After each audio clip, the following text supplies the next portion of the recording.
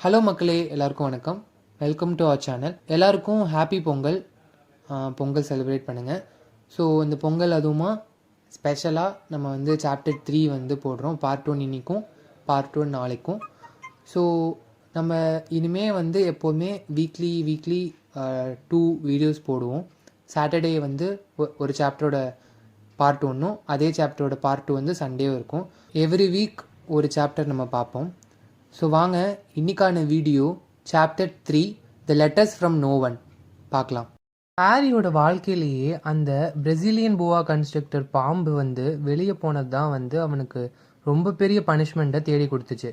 ஏன்னா அவன் வந்து சம்மர் ஹாலிடேஸ் ஆரம்பிக்கிற வரைக்கும் அவன் வந்து அவங்க கபோர்டில் தான் இருந்தான். இந்த டைம்லையே சம்மர் ஹாலிடேஸ் ஆரம்பிக்கிற இந்த டைம்லையே டட்லே வந்து அவன் பர்த்டேக்கு வாங்கின சினி கேமரா, அதுக்கப்புறம் அவனோட ரிமோட் கண்ட்ரோல் ஏரோப்ளேனு அதெல்லாம் உடச்சிட்டான். அந்த ரேசிங் பைக்கை வச்சு கூட மிஸ்ஸஸ் ஃபிக்கை வந்து முட்டிட்டான். ஹாரி வந்து ரொம்பவே சந்தோஷப்பட்டான், அப்பாடி நமக்கு ஸ்கூல் முடிஞ்சிருச்சே அப்படின்னு. ஆனால் வந்து டட்லேயோட கேங்லேருந்து அவனால் எஸ்கேப் பண்ணவே முடியல. ஒவ்வொரு நாளுமே வந்து டட்லேயோட கேங் வந்து அவங்க வீட்டுக்கு வருவாங்க. அதில் வந்து அந்த கேங்கில் வந்து பியர்ஸ் இருந்தான், டெனிஸ்னு ஒரு பையன், அப்புறம் மால்காம், அதுக்கப்புறம் கார்டன்னு பசங்க இருந்தாங்க. இவங்கெல்லாம் ஒரு பெரிய முட்டாளுங்க. ஆனால் இவங்கள விட பெரிய முட்டாள் வந்து டட்லே தான். அவன் தான் அந்த கேங்குக்கே லீடர்.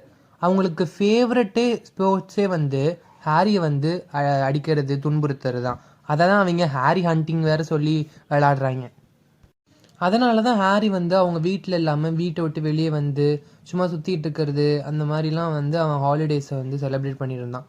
அவனுக்கு வந்து ஒரு சின்ன நம்பிக்கை இருந்துச்சு. அவன் வந்து செப்டம்பர் வரும், எப்போ வரும் அப்படின்னு வெயிட் பண்ணிட்டு இருந்தான். ஏன்னா செப்டம்பர் தான் அவன் வந்து செகண்டரி ஸ்கூலுக்கு போகிறான். வாழ்க்கையிலே தடவையாக ஹாரி வந்து டட்லியை விட்டு பிரிஞ்சிருக்க போகிறான். ஏன் அப்படின்னா டட்லி வந்து அங்கிள் வெர்னனோட பழைய ஸ்கூலான ஸ்மெல்டிங்ஸில் போய் சேர போகிறாரு. பிஎஸ் பால்கிஸ் அவனோட பெஸ்ட் ஃப்ரெண்டுமே வந்து அங்கே தான் போகிறான். ஆனால் ஹாரி வந்து ஸ்டோன்வால் ஹை ஸ்கூல்ன்ற மாதிரி ஒரு ஸ்கூலில் போகிறான். அதனால வந்து ஹாரியும் டட்லியும் வந்து வேறு வேறு ஸ்கூலில் படிக்க போகிறாங்க. டட்லேக்கு வந்து இது ஃபன்னியாக இருக்கும் அப்படின்னு சொல்லி தோணுது. டட்லே வந்து ஹாரிட்ட சொல்கிறான், அந்த ஸ்கூலில் ஃபஸ்ட்டே வந்து பீப்புளுக்கு வந்து அவங்களோட தலையெல்லாம் வந்து டாய்லெட்குள்ளே முக்கி வந்து ரேகிங் பண்ணுவாங்க அப்படின்ற மாதிரி சொல்கிறான். வரியா மாடிக்கு நம்ம வேணால் ப்ராக்டிஸ் பண்ணலாம் அப்படின்னு சொல்கிறான். அதுக்கு ஹாரி வந்து இல்லை, ஒன்றும் தேங்க்ஸ், அந்த பாவப்பட்ட டாய்லெட் வந்து உன்னோட முகத்தை மாதிரி அவ்வளோ கொடூரமான எதையும் பார்த்துருக்காது, அது வந்து உடம்பு சரியாமலே போயிருக்கலாம் அப்படின்ற மாதிரி சொல்கிறான். அப்படி சொல்லிட்டு அது என்னன்னு டட்லி திங்க் பண்ணுறதுக்குள்ளே, அது அவனுக்கு டட்லிக்கு புரியறதுக்குள்ளே அவன் ஓடிட்டான். ஜூலை மாதத்தில் ஒரு நாள் அண்ட் பெட்டூனியா டட்லேக்கு ஸ்மெல்டிங்ஸ் யூனிஃபார்ம் வாங்குறதுக்காக அவனை லண்டனுக்கு கூட்டிகிட்டு போனாங்க. அப்போது ஹாரியை மிஸ்ஸஸ் ஃபிக்கோட வீட்டில் விட்டுட்டு போயிட்டாங்க. மிஸ்ஸஸ் ஃபிக்கு வந்து வழக்கத்தை விட ரொம்ப மோசமாக இருந்தாங்க. ஏன்னா அவங்க காலை அவங்க திருப்பி உடச்சிட்டாங்க. அவங்க வளர்க்குற ஒரு பூனையிலோட மேலே தடுக்கி விழுந்து அவங்க காலை உடச்சிக்கிட்டாங்க. அதனால் ஹாரியை வந்து டெலிவிஷன் பார்க்க விட்டாங்க. அதுக்கப்புறம் அவனுக்கு பெரிய சாக்லேட் கேக் கொடுத்தாங்க. அதோட டேஸ்ட் எப்படி இருந்துச்சுன்னா, ரொம்ப வருஷம் ஒரு சாக்லேட் கேக்கை வச்சுருந்தா எப்படி டேஸ்ட்டாக இருக்குமோ அந்த மாதிரி இருந்துச்சு. டட்லே வந்து அன்றைக்கி ஈவினிங்கே அவனோட பிராண்ட் நியூ யூனிஃபார்மை போட்டுட்டு அவங்க லிவிங் ரூமில் பரேட் நடத்திட்டு இருந்தான். ஸ்மெல்டிங் பாய்ஸ் எல்லாமே maroon tail coat, orange knickerbockers, அதுக்கப்புறம் போட்டர்ஸ்னு அழைக்கப்படக்கூடிய ஃப்ளாட் ஸ்டே ஹேட்ஸ் அதை தான் போட்டிருக்கணும். அது மட்டும் இல்லாமல் ஒரு நாப்லி ஸ்டிக்ஸையும் அவங்க வந்து வச்சுருக்கணும். அந்த ஸ்டிக்கோட படம் இதில் இருக்குது. அங்கிள் வெர்னன் வந்து டட்லியை பார்த்து அவங்க வாழ்க்கையிலேயே வந்து ப்ரௌடஸ்டான மூமெண்ட் மாதிரி ஃபீல் பண்ணார். அண்ட் பெட்டூனியா வந்து அழுதேட்டாங்க. அவங்களால நம்பவே முடியல, டட்லி வந்து இவ்வளோ ஹேண்ட்ஸமாக வளர்ந்த பையன் இவ்வளோ அழகாக இருக்கான் அப்படின்ற மாதிரி அவங்க நினச்சிட்ருக்காங்க. ஹாரியால் பேசவே முடியல. அவன் சிரிப்பை கண்ட்ரோல் பண்ணி அவனுக்கு வந்து அவனோட நெஞ்சு எலும்பே உடஞ்சி போன மாதிரி இருந்த மாதிரி அவன் ஃபீல் பண்ணான். நெக்ஸ்ட் டே மார்னிங் வந்து அவங்க கிச்சன்லேருந்து ரொம்ப கேவலமான ஒரு நாத்தம் வந்துச்சு. ஹாரி வந்து பிரேக்ஃபாஸ்ட் சாப்பிட்றதுக்காக கிச்சனுக்கு வந்தான். வந்து பார்த்தா ஒரு பெரிய மெட்டல் டப்பில் வந்து ரொம்ப அழுக்கான துணி வந்து கிரே வாட்டரில் ஸ்விம் பண்ணிட்டு இருந்த மாதிரி இருந்துச்சு. அது வந்து சிங்கில் வச்சு ஆன் பெட்டூனியா ஏதோ பண்ணிட்டு இருந்தாங்க. இது என்னது அப்படின்னு ஆன் பெட்டூனியை பார்த்து கேட்டான். ஆன் பெட்டூனியா வந்து அவங்க லிப்ஸை ரொம்ப டைட்டன் பண்ணிட்டாங்க. ஏன்னா எப்போவுமே ஹாரி கொஸ்டின் கேட்டால் அவங்க இந்த மாதிரி தான் லிப்ஸை டைட்டன் பண்ணிப்பாங்க. அதுக்கப்புறம் ஆன் பெட்டூனியா ஹாரியை பார்த்து, இது உன்னோட புது ஸ்கூல் யூனிஃபார்ம் அப்படின்னாங்க. ஹாரி திரும்பி அந்த பவுலை பார்த்துட்டு, ஓ இவ்வளோ வெட்டாக இருக்கும்னு நான் எதிர்பார்க்கல அப்படின்ற மாதிரி சொன்னான். ஸ்டூப்பிடாக பேசாத ஹாரி அப்படின்னு சொல்லிட்டு, நான் இது வந்து டட்லேயோட பழைய துணிங்க, உங்கள் ஸ்கூலில் வந்து கிரே கலர் யூனிஃபார்ம் தான் போடணும், அதுக்காக தான் நான் அதை வந்து டை பண்ணிகிட்ருக்கேன் அப்படின்னு சொன்னாங்க. அதுக்கப்புறம் ஹாரி வந்து இதை ஆர்கியூ பண்ணுறதுக்கான நேரம் இல்லைன்னு தெரிஞ்சுட்டு அவன் டேபிளில் போய் உக்காந்துட்டான். அவன் வந்து அவனோட திங்கிங்கை வந்து கட்டுப்படுத்திட்டு இருந்தான். ஏன்னா அவன் வந்து ஸ்டோன்வால் ஹை ஸ்கூலுக்கு போகிறப்போ அவன் எப்படியெல்லாம் இருக்க போகிறான்றதை அவனுக்கு நினைக்கக்கூடாதுன்ற மாதிரியே கண்ட்ரோல் பண்ணிட்டு இருந்தான்.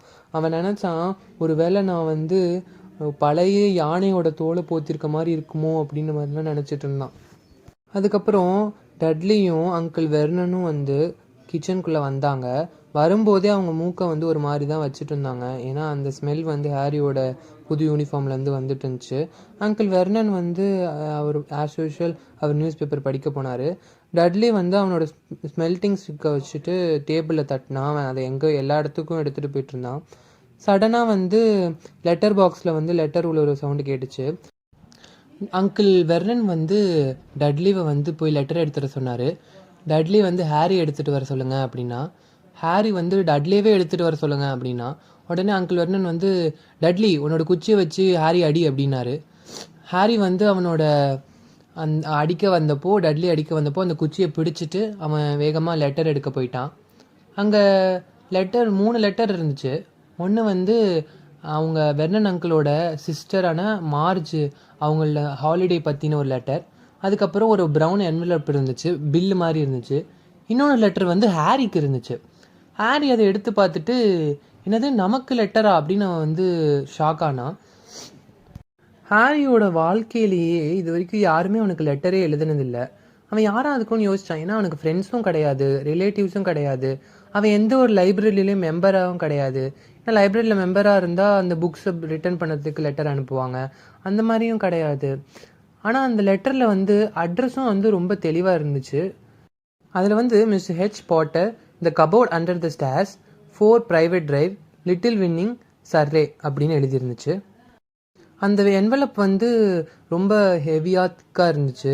அது வந்து ஒரு எல்லோயிஷ் பார்ச்மெண்ட்டில் வந்து மேடாக இருந்துச்சு. அந்த அட்ரஸ் வந்து எமரால்டு க்ரீன் இங்கில் வந்து எழுதிருந்துச்சு. ஆனால் அதில் வந்து ஸ்டாம்பே இல்லை.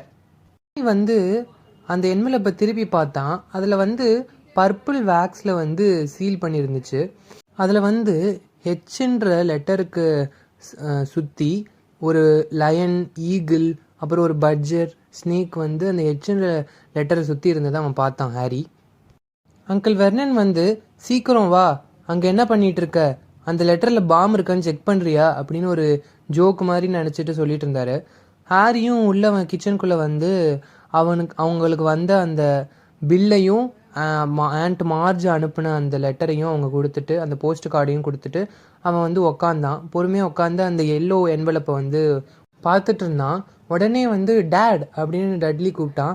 அங்கே பாருங்கள், ஹாரிக்கு ஏதோ வந்திருக்கு அப்படின்னு டட்லி சொன்னான்.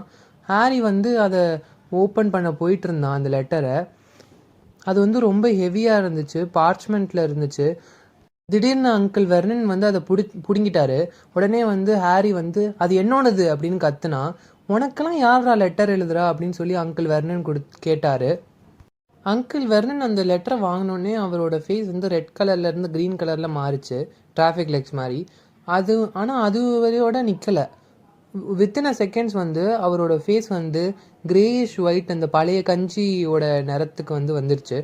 அதுக்கப்புறம் அவர் பெட்டூனியா அப்படின்னு சொல்லி பெட்டூனியா ஆண்டி கூப்பிட்டு அவர் அந்த லெட்டரை காமிச்சார். அண்ட் பெட்டூனியாவும் க்யூரியஸாக வந்து அந்த லெட்டரோட ஃபர்ஸ்ட் லைனை படித்தாங்க. அதுக்கப்புறம் அவங்களுமே வந்து த்ரோட்டெல்லாம் ஒரு மாதிரி பண்ணிட்டு அந்த மாதிரி இருந்தாங்க. அதுக்கப்புறம் அவங்க வந்து, Vernon, oh my goodness Vernon அப்படின்னு கத்துனாங்க. அதை அவங்க வந்து மறந்து போயிட்டாங்க, ஹாரியும் டட்லியும் அந்த ரூமில் தான் இருந்தாங்க அப்படின்னு. டட்லிக்கு வந்து இது புதுசாக இருந்துச்சு. என்னென்னா, அவங்க அப்பா அம்மா வந்து அவனை வந்து இக்னோர் பண்ணாங்க. அதனால் இவன் வந்து அவனோட அந்த ஸ்மெல்டிங் ஸ்டிக்கை வச்சு அவங்க அப்பாவோட தலையில் அடிச்சுட்டு, நான் அதை ரீட் பண்ணணும் அப்படின்னு சொல்லி கத்தமாக சொன்னான். ஹாரியும் வந்து அதை நானும் தான் ரீட் பண்ணணும், அது என்னோடது அப்படின்னு சொல்லிட்டு இருந்தான். உடனே அங்கிள் வெர்னன் வந்து 2 பேரையும் வெளியே போக சொன்னார். ஹாரி வந்து, அது என்னோட லெட்டர், அது நான் படிக்கணும்னு சொன்னோன்னே அங்கிள் வெர்னன் வந்து ஹாரியும் டட்லேயும் கழுத்து பிடிச்சி வெளியே தள்ளிட்டாரு. அதுக்கப்புறம் ஹாரி வந்து டட்லே கூட சண்டை போட்டான், யார் வந்து அந்த கீ ஹோல் மூலயமா கேட்குறதுன்னு. எப்பயும் போல் டட்லி ஜெயிச்சதுக்கப்புறம் ஹாரி வந்து நல்ல தரையாக படுத்து அந்த டோருக்கும் தரைக்கும் இருக்கிற அந்த கேப். அண்ட் பெட்டூனியா வந்து, வெர்னன் அப்படின்னு சொல்லிட்டு, அங்கே பாருங்களேன், அந்த அட்ரஸை பாருங்களேன், அவன் எங்கே தங்கியிருக்கான்னு கூட அவங்களுக்கு தெரிஞ்சிருக்கு, அவங்க நம்மளை வாட்ச் பண்ணிகிட்டு இருக்காங்க அப்படின்னு சொல்கிறாங்க. வாட்ச் பண்ணுறாங்களா, ஸ்பை பண்ணுறாங்களா, நம்மளை ஃபாலோ பண்ணுறாங்க அப்படின்னு சொல்லிட்டு அவரும் சொல்லிட்டு இருந்தார். இப்போ என்ன பண்ணுறது வெர்னன், நம்ம அவங்களுக்கு திருப்பி லெட்டர் எழுதி அனுப்பிடலாமா அப்படின்னு கேட்குறாங்க. அதுக்கு வந்து இல்லை வேணாம் அப்படின்னு சொல்லிட்டு அவர், இல்லை வேணாம் நம்ம அனுப்ப வேணாம், அதுதான் கரெக்டாக இருக்கும் அப்படின்னு சொல்லிட்டு அங்கேயும் இங்கேயும் நடந்துட்டுருக்காரு. ஹாரியால் வந்து அங்கிள் வெர்னனோட ஷூஸை தான் பார்க்க முடிஞ்சுது. அது அங்கேயும் இங்கேயும் நடந்துட்டு இருந்த மாதிரி இருந்துச்சு.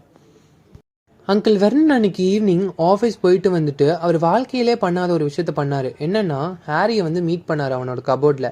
ஹாரி அங்கிள் வெர்னன் மீட் பண்ணோடனே ஹாரி கேட்ட முதல் கேள்வி, என்னோடய லெட்டர் எங்கே அப்படின்னு. அந்த மூமெண்ட்டில் வந்து வெர்னன் வந்து அவர் கஷ்டப்பட்டு ஸ்குவீஸ் பண்ணி அந்த டோர் வழியாக வந்துட்டு இருந்தார்.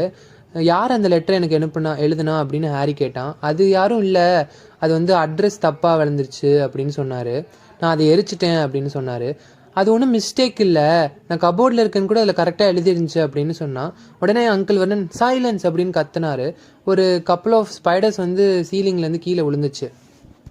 அதுக்கப்புறம் அங்கிள் வெர்னன் கஷ்டப்பட்டு ஸ்மைல் பண்ண ட்ரை பண்ணார், டீப் பிரெத்லாம் எடுத்துகிட்டு. அதுக்கப்புறம் அவர் சொன்னார், ஹாரி நானும் உங்கள் அண்ட் பெட்டூனியாவும் முடிவு பண்ணியிருக்கோம், நீ வந்து டட்லேவோட செகண்ட் ரூமுக்கு போயிடு அப்படின்னாங்க. அதுக்கு ஹாரி ஏன் அப்படின்னு கேட்டான். கொஷின்ஸ்லாம் கேட்காத, உன்னோட பொருட்கள்லாம் எடுத்துகிட்டு போ அப்படின்னு சொன்னார். டஸ்லேஸ் வீட்டில் 4 பெட்ரூம் இருந்துச்சு. ஒன்று வந்து அங்கிள் வெர்னனுக்கும் அண்ட் பெட்டூனியாக்கும், இன்னொன்று வந்து விசிட்டர்ஸ்க்கு. யூஸ்வலாக அங்கே வந்து வெர்னனோட சிஸ்டர் மார்ஜ் தான் தங்குவாங்க. ஒன்று வந்து டட்லே தூங்குறதுக்கு, இன்னொன்று வந்து டட்லே வந்து அவனோட டாய்ஸ்லாம் வச்சுப்பான். அதுதான் அவனோட செகண்ட் பெட்ரூம். ஹாரி வந்து ஒரே தடவையிலேயே அவனோட பொருட்கள்லாம் கபோர்டில் இருந்து அவனோட ரூமுக்கு ஷிஃப்ட் பண்ணிட்டான். ஹாரி வந்து அந்த ரூமுக்கு வந்ததுக்கப்புறம் பெட்டில் உட்காந்துட்டு சுற்றி முற்றி பார்த்தான். அங்கே இருக்க பொருட்கள் எல்லாமே ஆல்மோஸ்ட் உடஞ்சிருந்துச்சு. சினிமா கேமரா, அதுக்கப்புறம் வந்து ஒரு டேங்க்கு, அதுக்கப்புறம் வந்து டட்லேவோட ஃபஸ்ட்டு டெலிவிஷன். அது வந்து அவனுக்கு பிடிச்ச ப்ரோக்ராம் போடலை, கேன்சல் ஆகிடுச்சு அப்படின்னு சொல்லிட்டு அவன் வந்து அதை உடச்சிட்டான். அந்த ரூமில் வந்து ரொம்ப அழகாக இருந்த ஒரே விஷயம்னா புக்ஸ் தான். அந்த புக்ஸ் தான் டட்லே வந்து தொடவே இல்லை. ஹாரி இதெல்லாம் பார்த்துட்டு இருக்கும்போதே கீழே இருந்து ஒரு சவுண்டு இருந்துச்சு. என்னென்னா டட்லி அவங்க அம்மாட்ட கத்திட்டு இருக்கான், எனக்கு அவன் அங்கே இருக்க வேணாம், எனக்கு என் ரூம் வேணும்னு. ஹாரி இதை கேட்டுட்டு ஸ்ட்ரெச் பண்ணிவிட்டு அங்கே இருந்துட்டு இருந்தான். நேற்று வரைக்கும் அவன் என்ன நினச்சானா, ஏதாவது கொடுத்து அவன் இந்த மாதிரி மேலே வந்துடணும் அப்படின்னு நினச்சான் இந்த ரூமுக்கு. பட் ஆனால் இன்றைக்கி அவன் என்ன நினைக்கிறான்னா, நான் திருப்பி அந்த கபோர்டுக்கே கூட போயிடுறேன் அந்த லெட்டரை கொடுத்தா. லெட்டர் இல்லாமல் இங்கே இருக்கிறதுக்கு நான் லெட்டரோட அந்த கபோர்டில் கூட இருக்கேன். ஏன்னா அந்தளவுக்கு அந்த லெட்டர் அவனுக்கு இம்பார்ட்டண்ட்டாக தெரிஞ்சுது. அடுத்த நாள் வந்து பிரேக்ஃபாஸ்ட்டுக்கு எல்லோரும் அமைதியாக இருந்தாங்க. டட்லி வந்து இன்னும் ஷாக்காக இருந்தான். அவன் வந்து கத்திக்கிட்டு அவனோட ஸ்மெல்ட்டிங் ஸ்டிக்கை வச்சு அடிச்சுக்கிட்டு பர்பஸ் அவங்க அப்பாவை, அவங்க அம்மா வந்து உதச்சிக்கிட்டு அந்த டாய்ஸ் எல்லாம் தூக்கியே போட்டான். அந்தளவுக்கு அவன் வந்து கோவமாக இருந்தான். இருந்தாலும் அவனுக்கு வந்து அவனோட அந்த ரூம் வந்து திருப்பி கிடைக்கவே இல்லை. ஹாரி வந்து திங்க் பண்ணிகிட்டே இருந்தான். என்னென்னா அவன் நேற்று இந்த லெட்டரை எடுத்துகிட்டு வந்தப்போ அவன் வந்து ஹால்லேயே அதை பிரித்து படிச்சிருந்துருக்கலாம் அப்படின்னு. அதுக்கப்புறம் இப்போ வந்து ப்ரெசண்ட்டில் வந்து ஒரு போஸ்ட் வருது. அங்கிள் வெர்னன் வந்து டட்லேவை அதை எடுக்க சொல்கிறாரு. ஹாரிட்ட நைஸாக இருக்கிற மாதிரி நடிக்கிறார் அவர். டட்லேவும் போகிற வழியெல்லாம் அந்த ஸ்மெல்ட்டிங் ஸ்டிக் வச்சு அடிச்சுக்கிட்டே போனான். அதுக்கப்புறம் அவன் கத்துனான், என்னென்னா இன்னொன்று வந்திருக்கு அப்படின்னு. அதில் வந்து mister H Potter the smallest bedroom 4 private drive அப்படின்னு போட்டிருந்துச்சு. அதுக்கப்புறம் அங்கிள் வெர்னன் வந்து அவர் சீட்லேருந்து எந்திரிச்சு ஓடி போய் அந்த லெட்டரை வந்து டட்லேவோட கையிலேருந்து பிடுங்கிட்டாரு. ஹாரியும் பின்னாடியே போய் அந்த லெட்டரை பிடிக்க ட்ரை பண்ணான். அங்கே கொஞ்சம் செகண்ட்ஸ்க்கு வந்து ஒரு கன்ஃபியூஸ்டான ஃபைட் மாதிரி போச்சு. கடைசியில் அங்கிள் வெர்னன் வந்து அந்த லெட்டரை வந்து எடுத்துட்டாரு. அதுக்கப்புறம் ஹாரி உன் கபோர்டுக்கு போ, உன்னோட பெட்ரூம்க்கு போ அப்படின்னு சொல்லி ஹாரி அனுப்பிச்சிட்டாரு. ஹாரியும் வந்து அவனோட பெட்ரூம்க்கு போய் அவன் பெட்டில் படுத்துட்டு அவன் யோசிக்கிறான், என்னென்னா யாரோ ஒருத்தவங்க இந்த லெட்டரை போடுறாங்க, ஆனால் அந்த லெட்டர் வந்து எனக்கு சேரலன்றது அவங்களுக்கு தெரிஞ்சிருக்கு. அதுக்கப்புறம் நான் வந்து அந்த கபோர்ட்லேருந்து சின்ன பெட்ரூமுக்கு போயிருக்கேன்றும் அவங்களுக்கு தெரிஞ்சிருக்கு. அப்படின்னா எனக்கு இன்னும் அந்த லெட்டர் கிடைக்கலன்றது அவங்களுக்கு தெரிஞ்சிருக்கும். நெக்ஸ்ட் டைம் அவங்க கண்டிப்பாக போடுவாங்க, நெக்ஸ்ட் டைமாவது நம்ம எடுத்துடணும் அப்படின்னு ஹாரி நினைக்கிறான். இதோட இங்கே இந்த பாட்டை நான் முடிக்கிறேன். நெக்ஸ்ட் பார்ட்டில் இந்த லெட்டர் அவனுக்கு கிடச்சிதா இல்லையான்னு பார்ப்போம். Please subscribe and support our channel. உங்களால் நான் நெக்ஸ்ட் பார்ட்டில் வந்து பார்க்குறேன். Until then, stay tuned.